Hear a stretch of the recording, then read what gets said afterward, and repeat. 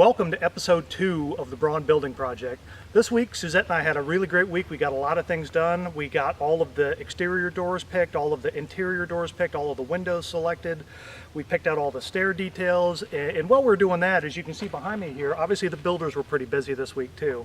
They came out using the rough layout that we gave them last weekend. They came out, they dug the foundations, and they poured all the footers.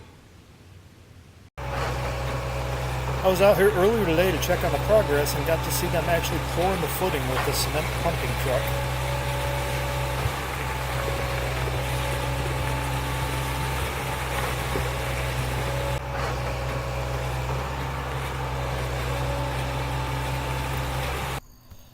Next week, the crews will come out and start building the foundation walls out of concrete block.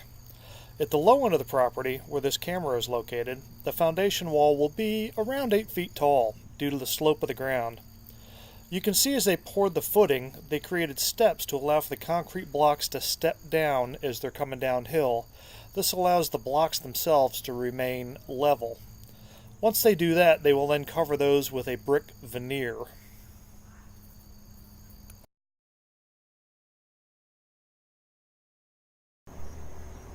Building steps into the footer is how you transition from a sloped ground to a level foundation.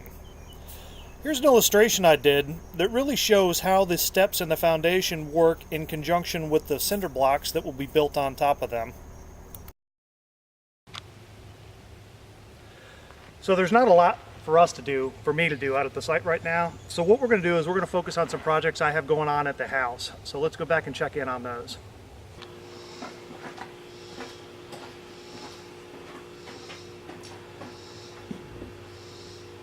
So this is today's project. Suzette found this great old antique Dutch door that I'm going to refinish.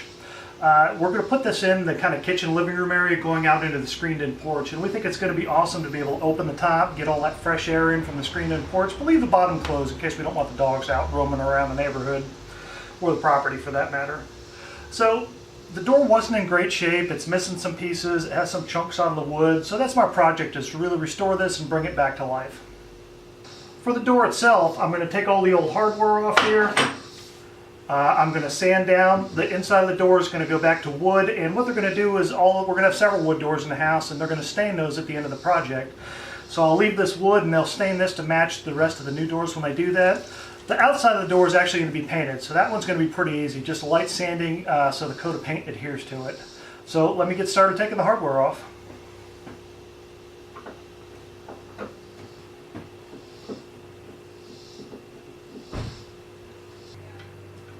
So I've got all the hardware off and I'm about ready to sand. One of the things that I'm going to have to deal with too is this lock set right here. This is actually called a rim lock.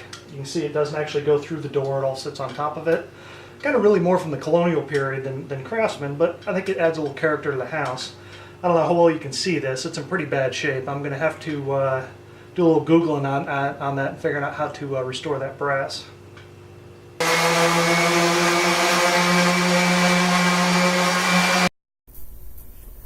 I've been at it for a few minutes now, and a few things are jumping out at me. The first is that this is built out of antique heart of pine with a very fine grain pattern. The second thing I noticed is that these holes appear to have been done by hand versus machine drilled. The closeness of the grain and the handmade holes tell me that this door is probably more than 100 years old. The other thing I noticed is that there's some other holes that were pre-filled, which tells me I'm not the first person to have refinished this door.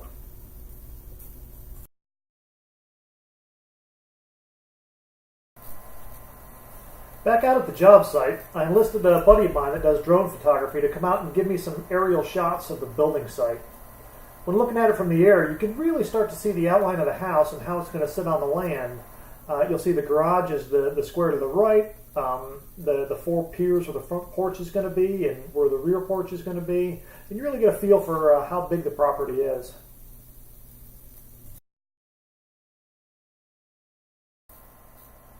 With this shot, we're going to look at the entrance road and the creek that runs along with it, and we'll follow the road kind of up the hill into the job site. We'll fly over the job site and down to the creek so you can kind of get a feel for what the rest of the land around this looks like.